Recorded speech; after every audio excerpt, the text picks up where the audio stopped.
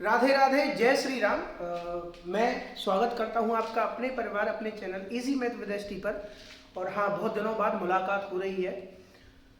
मेरे भी कुछ एग्जाम्स वगैरह चल रहे थे, थोड़ा कुछ मैं भी बिजी था। तो आज मैं आपके लिए कुछ चीज़ें लेकर के आया हूँ। मेरे को लगता था कि सबसे सही मौका है ये चीज़ बताने का, समझाने का। देखिए, हम आज जो बात करने वाले हैं कुछ टॉपिक्स हैं, जैसे कि how to get maximum marks in mathematics. ठीक है, सबसे एक पॉइंट ये हो गया। सीबीएसई बोर्ड क्लास 10th के बारे में ही बात करेंगे हम। Mathematics class 10th CBSE board. Solving strategy, exam question paper को सॉल्व कैसे करें, किस तरीके से सॉल्व करना चाहिए। I got 99 in math. जब मेरा मैथमेटिक्स का क्लास 10th का एग्जाम हुआ था तो 100 नंबर के एग्जाम होते थे, पूरी बुक आती थी। और यही बुक आती थी जो आप पढ़ रहे हो, सीबीएसई बुक आती थी 2017 में। मेरा 10th में था, मैं 2017 में, तो मैंने 99 नंबर्स मेरे मैथमेटिक्स में आए थे और क्लास 12th में मेरे 98 नंबर्स आए थे मैथमेटिक्स में। तो मैं बस वही चीज़ें आपको बताने वाला हूँ कि मेरे कैसे आए थे और आपको क्या करना चाहिए। उसके लिए आपको एक पूरी वीडियो देखनी पड़ेगी। बहुत छोटी वीडियो बनाएंगे, बहुत ज़्यादा लंबा चौड़ा ज्ञान नहीं करेंगे। चलिए, सबसे पहले बात कर लेते हैं।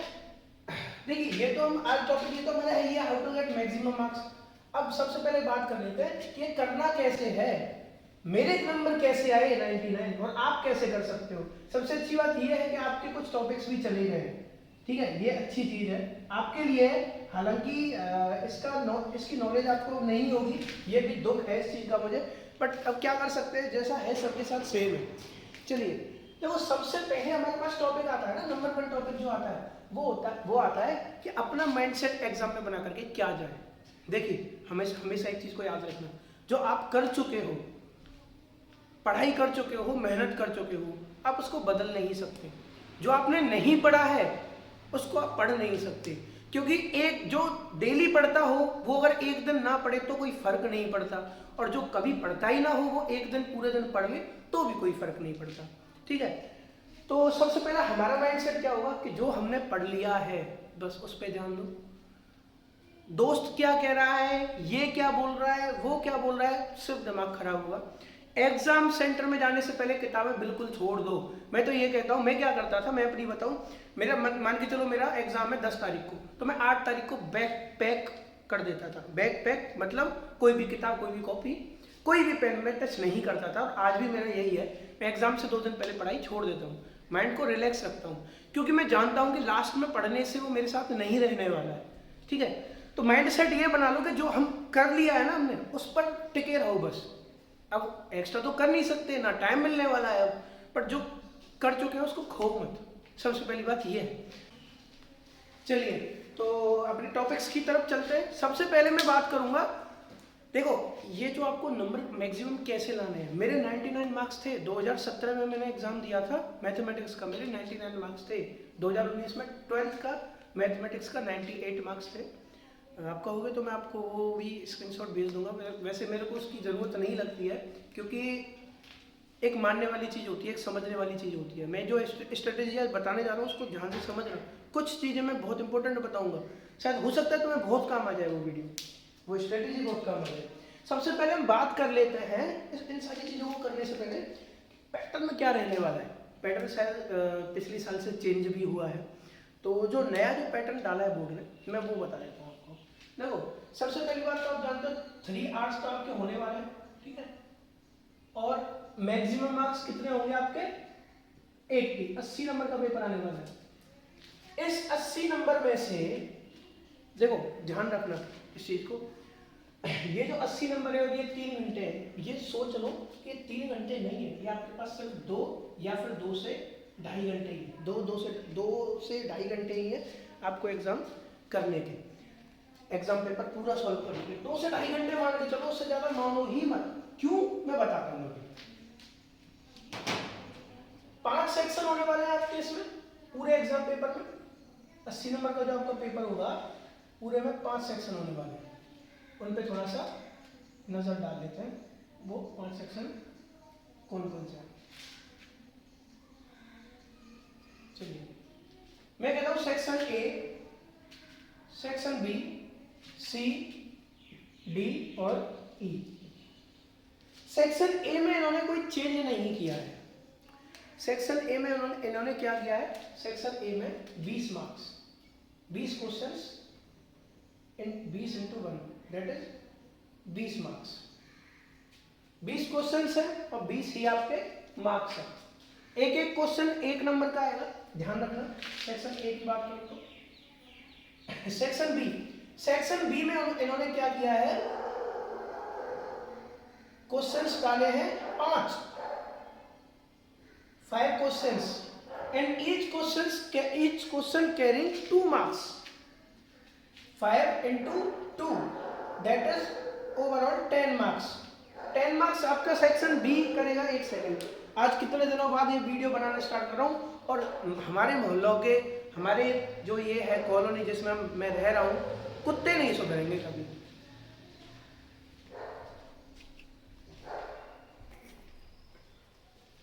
चलिए अगला जो है part section C. Section C में आपको देखने के लिए मिल सकते हैं क्या, मिलेंगे ही। कितने क्वेश्चन? 6 क्वेश्चन। कितने? 6 क्वेश्चन। ईच क्वेश्चन कैरी करेगा 3 मार्क्स, मतलब ओवरऑल 18 मार्क्स। 18 नंबर का आपका सेक्शन सी होने वाला है। सेक्शन डी, अगर मैं सेक्शन डी की बात करूं तो सेक्शन डी आपके 4 क्वेश्चंस होंगे। इसमें 4 क्वेश्चंस होंगे और हर एक क्वेश्चन कितना मार्क्स कैरी करने वाला है? 5। 4 into 5 बराबर 20 मार्क्स, ओवरऑल 20 मार्क्स। ये आपके 20 मार्क्स ला के देगा आपको, ठीक है। और बात अगर मैं लास्ट वाले सेक्शन की करूं तो ये 4 मार्क्स कैरी करेगा।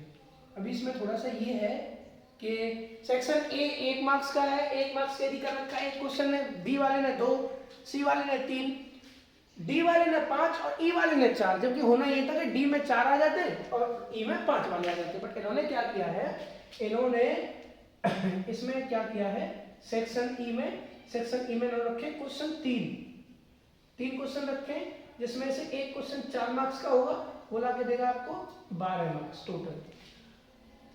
केस स्टडी के क्वेश्चन आने वाले हैं। केस स्टडी के क्वेश्चन मतलब ये है कि वो कुछ बोल देगा कि ऐसे एक दीवार है, एक वॉल है, उस पर पेंटिंग बनाना है, तो एक लड़की है फलाना ठिकाना उसका नाम है, उसने पेंटिंग बनाई सेव वाटर के लिए, तो अब बताओ कि उसको कितना पेंट जरूरत पड़ेगा, उसकी डायमेंशंस दे देंगे। या बोलेंगे कोई पुल है, पुल जा रहा है, एक जो बोलते हैं ना रिवर या नाला है, ऐसा कुछ है, उसके ऊपर से पुल जा रहा है, उस पर पेंटिंग बना रही है एक लड़की सेव वाटर पे, उसकी थीम है सेव वाटर, तो उसकी डायमेंशन दे देंगे। तो ये तो हो गई आपकी केस स्टडी, पूरा पढ़ना पड़ेगा।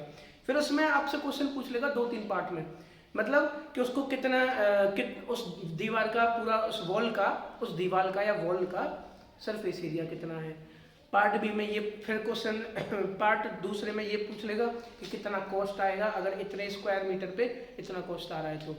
और लास्ट वाला पूछ लेगा कि कुछ आपको इस चीज़ से मोरल क्या मिला, मतलब आपको बोलना पड़ेगा कि ये पेंट जो बना रहे हैं, ये जो इसने वाटर सेव वाटर पे जो ये एनिमेशन बनाई है, डिज़ाइंस बनाई है, इसके ऊपर कुछ आपको मोरल देना पड़ेगा, या वो चीज़ें, वो थोड़ा सा थ्योरेटिकल होता है। तो ऐसे करके क्वेश्चन आएंगे 1, 1, 2 ऐसे करके। ये 4 नंबर का कैसे आएगा, मान के चलो आपके 3 पार्ट आ गए, एक क्वेश्चन में 3 पार्ट आ गए, 1, 2 और 3, तो ये 1 नंबर कैरी कर रहा होगा, ये 1 नंबर कैरी कर रहा होगा, ये 2 नंबर कैरी कर रहे होंगे, ऐसे एक क्वेश्चन आपका 4 नंबर का बनने वाला है। देखो एक बात ध्यान रखना, एक क्वेश्चन पर ज़्यादा टाइम नहीं लगाना। मैं जो बोल रहा था, मैंने बोला कि आपके पास 3 घंटे नहीं है, 2 घंटे या 2.5 घंटा। अगर आप 2 या मैक्सिमम 2.5 घंटे में आप अपना पूरा क्वेश्चन पेपर सॉल्व कर लेते हो, तो आपके पास बहुत टाइम मिल जाएगा रीचेकिंग का। रीचेकिंग मतलब अपने ही एग्जाम के अपने ही आंसर कॉपी को एनालिसिस करने का, तो बहुत ज़रूरी चीज़ होती है। कभी कभी क्या करता है ना, 20 क्वेश्चन जो आपके MCQ टाइप या 1 टाइप में आएंगे, इनमें से कभी कभी हम जल्दीबाजी में गलत कर देते हैं। तो ये जो है ना, ये दोनों बहुत चेकिंग के लिए ज़रूरी होता है, इनको जरूर चेक करना चाहिए सेक्शन ए सेक्शन बी को। उसके लिए आप आधा घंटा सेव करके चलो, कर सकते हो सेव, नहीं छूटेगा क्वेश्चन।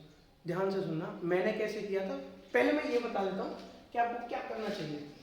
मैं ये कहता हूँ एक नंबर का 20 क्वेश्चन है। आप इस क्वेश्चन हर एक क्वेश्चन को 2 मिनट दो, 2 मिनट बहुत ज़्यादा दो, मतलब 2 मिनट बहुत से बहुत 2 मिनट, 2 मिनट बहुत होती है एक क्वेश्चन को 1 मिनट के लिए।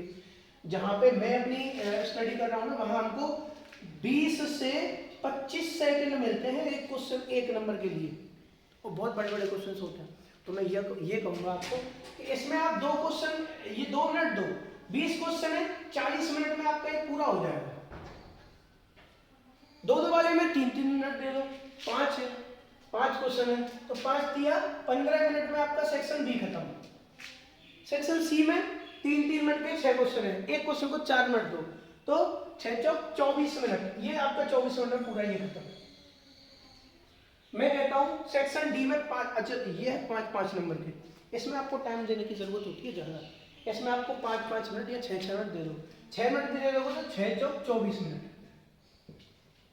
ये इसमें ज़्यादा टाइम लगना है, ये 4-4 मिनट के 4-4 मिनट ही देंगे, 4 या 12 मिनट इसमें दे दो, बस बहुत है, मोर देन इनफ है। कितने टाइम में हो गया आपका, मैं कहता हूँ ये आधे घंटे, 1 घंटा ये हो गया और 2 घंटे ये हो गए, 2 घंटे 2.25 घंटे में पूरा क्वेश्चन पेपर से सॉल्व करके बैठ जाओगे आप, पूरा क्वेश्चन सॉल्व करके बैठ जाओगे अगर इस तरीके से करोगे तो। ज़्यादा टाइम नहीं देना है, बिल्कुल नहीं देना है, एक नंबर वालों में तो बिल्कुल टाइम देना ही नहीं है। ये 40 मिनट मैंने मैक्सिमम लिख रखे हैं, वरना 20 मिनट में होनी चाहिए क्वेश्चन, 20 से 25 मिनट मोर देना, ठीक है। इस तरीके से करना, मैंने ऐसे ही किए थे। अब एक बड़ी बात बता देता हूँ आपको, देखो होता क्या है, हमको बोलते हैं टीचर, मैं जब एग्जाम में बैठा हुआ था मेरे को भी यही बोला था कि जो क्वेश्चंस आपको आते हैं उनको पहले कर लो, जिन क्वेश्चन में आपको महारत हासिल है, मतलब जो सारे क्वेश्चंस आपको जिसमें जो भी इस पूरे क्वेश्चन में आते हैं पेपर में, पहले उनको कर लो। कभी कभी क्या करते हैं बच्चे, क्वेश्चन पेपर छूट ना जाए तो नीचे से सेक्शन ई से या डी से स्टार्ट कर देते हैं उल्टा। मेरे को ये दोनों ही बातें पसंद नहीं है, ना तो वो बात पसंद है कि जो आता है पहले उसको करें, ना मेरे को ये बात पसंद है कि हम क्वेश्चन पेपर को डिसेंडिंग ऑर्डर में करें। मेरे को समझ में नहीं आता, क्यों समझ में नहीं आता, ध्यान से सुनना, बहुत इंपॉर्टेंट बात आपको बताने जा रहा हूँ। जब क्वेश्चन पेपर हम करते हैं, जिस सीरीज में करते हैं, और हमारा जो आंसर शीट चेक होती है, तो सबसे बड़ा रोल प्ले करता है टीचर का माइंड, जो आपकी क्वेश्चन पेपर चेक कर रहा है ना, आपकी आंसर कॉपीज चेक कर रहा है, उसका माइंड, उसके माइंड को आप किस तरीके से बिठा देते हो, सही किस तरीके से कर देते हो। मैं ये कहूँगा अगर टीचर का माइंड अच्छा हुआ, वो अच्छा टीचर हुआ, अच्छा टीचर, देखो टीचर सारे अच्छे होते हैं बट माइंड पर डिपेंड करता है।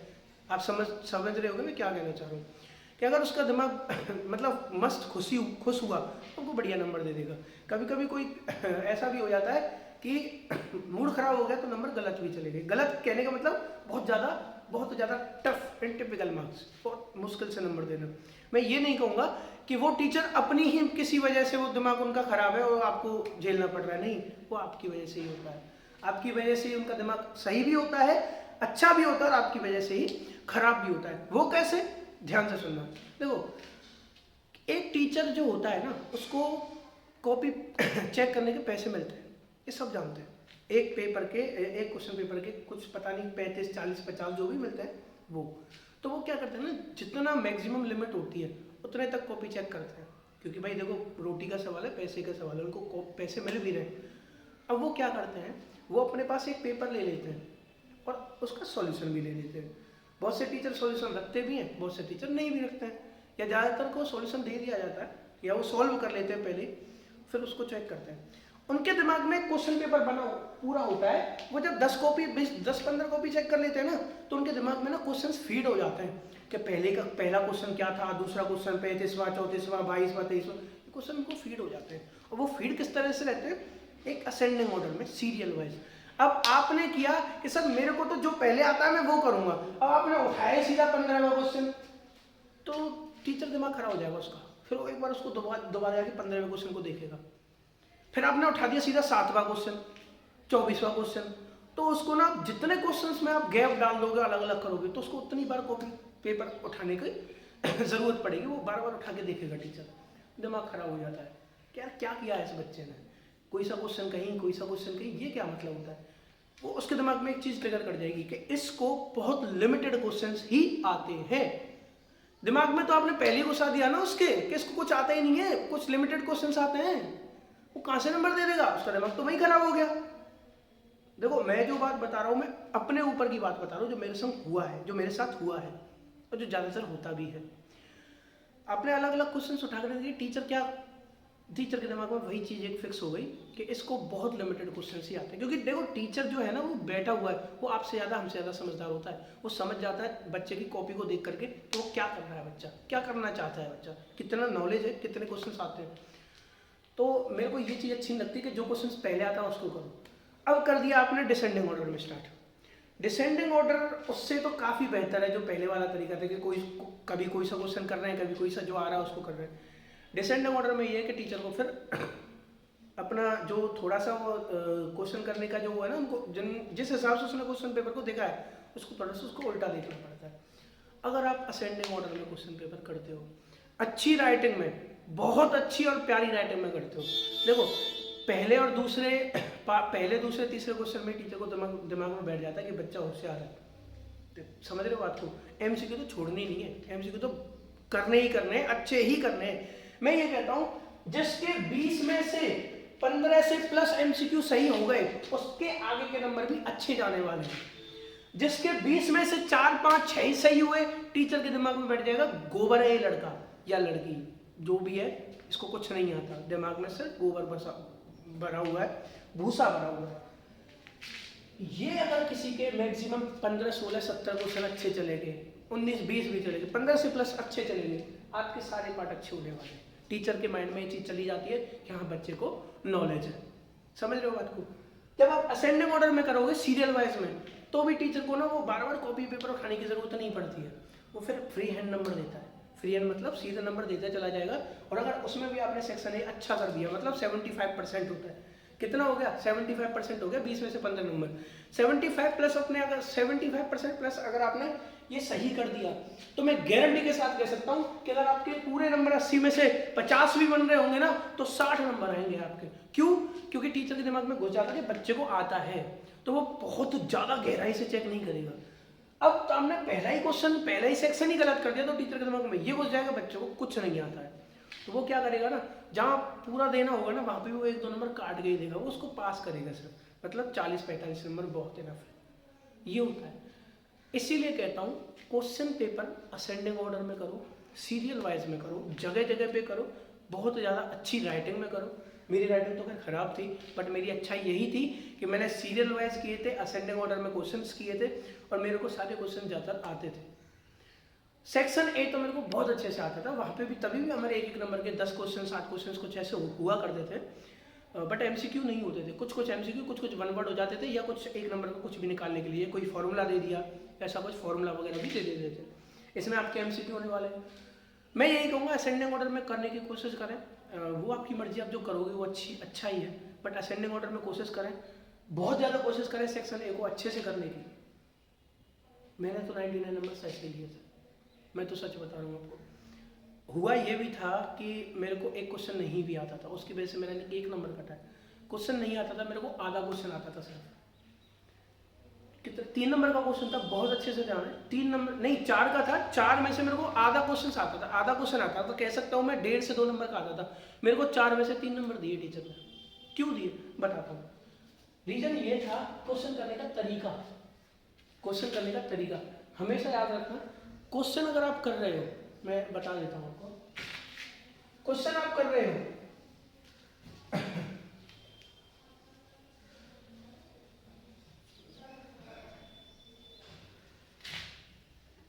काफी सारी चीजें हमें फेस करनी होती है क्वेश्चन। सबसे पहली बात, हमेशा बीच में क्वेश्चन डाल देना, क्वेश्चन नंबर 22, जैसे कि यहाँ है, ठीक है, और ऐसे डाल सकते हो आप, क्वेश्चन नंबर 22 सॉल्यूशन। बस नीचे से स्टार्ट कर दो करना, नीचे से स्टार्ट करोगे करना, गिवन ले लो जो आपको गिवन है। अगर क्वेश्चन ज्योमेट्री है, ऐसा कुछ है, या प्रूफ वाला है ट्रायंगल से, तो वो टू शो,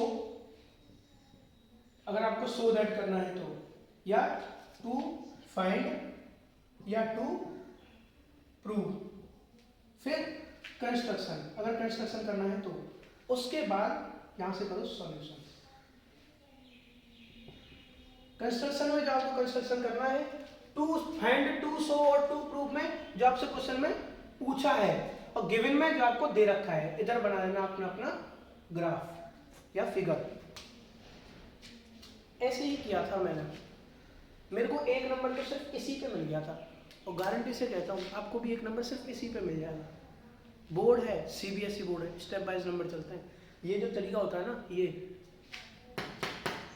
बहुत अच्छा तरीका होता है, 1 नंबर यही पूरा कर देगा आपका। तरीका होना ही यही चाहिए। अब ये प्रूव, अब कह दोगे कि सर अभी मान के चलो उसका आ गया, क्या बोलते हैं, सरफेस एरिया एंड वॉल्यूम का आ गया, तो उसमें कैसे करेंगे? अरे मैं बताता हूँ ना, कोई जरूरी है कि ये उसी में हो। देखो गिवन में आपको क्या करना है, गिवन में आप उसकी साइड्स लिख दोगे, इतनी दी हुई है। टू प्रूव, टू शो में क्या करोगे आप कि क्या निकालना है, एरिया फलाना निकालना या वॉल्यूम ऑफ सिलेंडर, जो भी है। कंस्ट्रक्शन, अगर आपको कंस्ट्रक्शन करनी है, उसमें हाइट बनानी है या स्लैंट हाइट या कुछ भी, तो वो कर दो, नहीं है उसको स्टेप को खा दो या अपना फिगर बना लो बस, और सॉल्यूशन स्टार्ट कर दो। किसी भी क्वेश्चन में हो जाएगा ये। ज्यादा मैं तो ये कहूँगा, अगर आपके क्वेश्चन मान के चलो आपके 20 क्वेश्चन आ गए ऐसे, तो 20 में से 15 क्वेश्चन में तो यही तरीका कर लेना। सबसे ज़्यादा ज्योमेट्री में करना, ट्रायंगल्स में, volume, surface area and volume से क्वेश्चन आते हैं, ये तरीका सबसे बेस्ट है। ये तरीका अच्छा है, मैंने भी यही तरीका किया था, और आज भी बच्चे इसी तरीके से अच्छे नंबर लेकर के आते हैं। ये एक पहचान होती है बच्चे की, क्योंकि देखो उसमें क्या होता है ना, फिर टीचर को फिर से क्वेश्चन पेपर उठाने की जरूरत नहीं पड़ेगी। टीचर देख लेगा, टीचर ने क्वेश्चन पेपर पढ़ा हुआ है, वो कई बार उस क्वेश्चन पेपर को पढ़ चुका है। इतना आप लिख दोगे ना, टीचर के दिमाग में वो चीज़ आ जाएगी। टीचर को खुशी होती है इस चीज़ की कि मेरे को इस बच्चे की वजह से कॉपी या पेपर उठाने की जरूरत नहीं पड़ी। 1 नंबर तो आपका वो यहीं दे देगा, खत्म। 1 नंबर आपका यहीं फिक्स हो गया। और क्या चाहिए? कुछ नहीं आता है, इतने से ही आप 1 नंबर ले सकते हो। मैथमेटिक्स में फ्री के भी नंबर होते हैं, बात होती है लाने वाले की। अगर आप अच्छी आपने तैयारी कर रखी है तो 100% आप 75+ निकल के जाओगे ही जाओगे। और अगर आपने तैयारी अच्छी भी नहीं की है, तैयारी है नहीं, तो मैं ये कहूँगा 50+ तो कोशिश कर लो, पूरी कोशिश करो 80 की, 50+ आ जाएंगे। ध्यान से करो, अच्छे से करो, टाइम ज़्यादा दो मत। हर एक क्वेश्चन को बहुत ज़्यादा टाइम देने की जरूरत नहीं है, क्वेश्चन लंबा भी नहीं खींचना है। अभी 2 नंबर वाले क्वेश्चन में बहुत शॉर्ट कर दो उसको, 2 नंबर वाला ही करो। अगर 2 नंबर वाला क्वेश्चन है तो 3 से 4 लाइन में, 5 लाइन में सॉल्व। 3 नंबर वाला क्वेश्चन है 5 से 6 लाइन में खत्म। 4 नंबर और 5वां नंबर वाला 1 पेज तक भी चला जाता है, नो इश्यू, क्योंकि वो क्वेश्चन बड़े होते हैं। बट अब आप उसको इतना खींच रहे हो कि 2 पेज 2.5 पेज, तो वो बहुत बड़े बेवकूफ़ हो फिर तुम। क्वेश्चन पेपर कहाँ पर, कौन कहता है कि आंसर शीट बढ़ती है बहुत मैथमेटिक्स में? मैं तो नहीं कहता, हिसाब से करना, बहुत हिसाब से। मेरी तो कितनी 27 पेज, 26-27 कॉपी भरी थी मैंने, इंक्लूडिंग वही फ्रंट फलाना डिकाना और सारी चीज़ें। मतलब वो OMR वाला सेक्शन होता है वो भरना पड़ता है, उसको लगा करके मैं 25-26 सीट बता रहा हूँ। और मेरे बहुत सारे दोस्त ऐसे भी हैं, कोई बोल रहा 35 भर के आया, कोई 45 भर के आया, कोई 37 भर के आया, कोई 30 भर के आया। क्या करना है यार, मैं 25 से ऊपर बढ़ा ही नहीं। लैंग्वेज के क्वेश्चन पे, लैंग्वेज के जो पेपर होते हैं ना, एग्जाम होता है, उनमें ज़रूरत होती है। मैथमेटिक्स में क्या ज़रूरत है? कुछ ज़रूरत नहीं है। ध्यान से इस चीज़ को, अगर आपको ये चीज़ नहीं समझ में आई हो ना, एक बार फिर वीडियो को देखना। मैंने जो बात बोली है मैंने एक को और बताई थी, यही बात बताई बहुतों को है, बट एक ने कैच की और वो काफ़ी अच्छे नंबर कैरी करके रख रखा है उसने। तो मैं यही कहूँगा कि इस चीज़ को ध्यान रखना, असेंडिंग ऑर्डर में करना, हर एक क्वेश्चन को थोड़ी सी दूरी पे करना, गैप देना, ये वाला तरीका ज़रूर अपनाना। टीचर ऐसा कर देना, टीचर को उठाने की ज़रूरत ही ना पड़े पेपर की। इस तरीके से क्वेश्चन पेपर को करो, बहुत अच्छे नंबर आएंगे, मैं वादे के साथ कह सकता हूँ, गारंटीड। बेस्ट विशेस तो जो है आपके हाथ में ही बचा हुआ है। और हाँ, मैं ये भी कहूँगा कि क्लास 10th के एग्ज़ाम को ख़त्म होते ही मैं एक नया कोर्स लेकर के आ रहा हूँ। क्लास 10th और क्लास 9th की मैथमेटिक्स स्टार्टिंग से होगी। मेरा मन है कि 40 मिनट डेली का हो, डेली 40 मिनट उस क्लास की हो। उस क्लास जो बच्चे, क्या कभी कभी क्या होता है ना कि हम ट्यूशन पढ़ना चाहते हैं, है ना, या ये बोल लो कि बहुत से बच्चे तो पास होने के लिए पढ़ना चाहते हैं, बहुत से बच्चों को अच्छे नंबर चाहिए। तो मैं जो क्लास लेकर के आने वाला हूँ, मैं दोनों तरीके के बच्चों के लिए क्लास लेकर के आ रहा हूँ। मेरा जो मोटो रहेगा कि सबसे पहले हम एनसीईआरटी खत्म कराएंगे। एनसीईआरटी क्लास 9th और 10th की, ठीक है। एनसीईआरटी हम खत्म कराने वाले हैं सबसे पहले। उसके बाद कुछ मेन जो चैप्टर्स हैं उनसे हम आरडी उठाएंगे। देखो एसएल अग्रवाल आती है, एमएल अग्रवाल आती है, ये कुछ किताबें आती हैं। मैंने बहुत ज़्यादा, सच बताऊँ, मैंने बहुत ज़्यादा किताबें नहीं पढ़ी हैं मैथमेटिक्स की। 12th तक मैंने सिर्फ एक ही किताब को बना करके रखा, वो थी आरडी शर्मा। मैं ये कहता हूँ आरडी शर्मा को जो कर गया ना, कोई मतलब नहीं है कि वो 95 से नीचे नंबर ले आएगा। आरडी शर्मा को कोई कर गया 95, भट्टी में गए, भाड़ में गए 95, मैं कह रहा हूँ 99% नंबर। आरडी शर्मा वो चीज़ है। तो बस हम वही कराएंगे, एनसीईआरटी और आरडी शर्मा। आरडी शर्मा में हम हो सकता है सारे टॉपिक्स ना कराएं, या हो सकता है सारे करा भी रहे, बट पहले हमारा मोटिव रहेगा मेन और अच्छे चैप्टर्स को इसमें से करना। और अगर वो हो जाते हैं तो डेफिनेटली ये पूरी आरडी शर्मा भी हम करेंगे। आरडी शर्मा 10th की कराएंगे, एनसीईआरटी और कुछ सैंपल पेपर्स 9th की भी कराएंगे। सैंपल पेपर 10th में भी होगा हमारा। तो ये मेरा कोर्स आने वाला है, और आपके एग्ज़ाम होंगे उससे 1-2 दिन बाद ही मैं इस कोर्स को लेकर के आने वाला हूँ। आपके साथ के जितने भी हों, देखो जो बच्चे जिनको सिर्फ पास होना है वो सिर्फ एनसीईआरटी को देख रहे हैं, जिनको नंबर अच्छे लाने हैं वो हमारे साथ जुड़े रहें। हम आरडी शर्मा कराएंगे, अच्छे क्वेश्चन पेपर भी लेके आने वाले हैं। बीच में कुछ दिक्कतें हो गई थी तो मेरे को ये वीडियो बनाना बीच में मैंने रोक दिया था, और मैं बहुत थैंक यू करता हूँ आपका, दिल से शुक्रिया कि मेरे 100 सब्सक्राइबर भी पहुँचे थे, बट अब तो 96 हो गए। बट कोई बात नहीं, आप लोगों का प्यार रहेगा तो वो 100, 200 और 1000 भी होंगे किसी दिन। पूरी मेहनत करेंगे, हर तरीके से आपके साथ रहेंगे। ये मेरा कोर्स आने वाला है, फ्री रहेगा, फ्री ऑफ कॉस्ट, यूट्यूब पे क्या ही है। तो बस आपका ये है कि मोटिवेशन आपका चाहिए, वो मोटिवेशन होता है आप लाइक शेयर सब्सक्राइब से। आप कितना साथ दे दो वो मेरा मोटिवेशन है, सिर्फ इतना चाहता हूँ आपसे। और हाँ, बेस्ट ऑफ लक, बहुत ज़्यादा आपको शुभकामनाएं मेरी तरफ से। बहुत अच्छा करके आओगे, माँ सरस्वती की कृपा आप सब पर रहेगी, और मैं यही प्रार्थना करता हूँ कि सब पर कृपा रहे। मिलते हैं अगली वीडियो में किसी नए टॉपिक के साथ, तब तक के लिए जय हिंद, जय भारत, भारत माता की जय।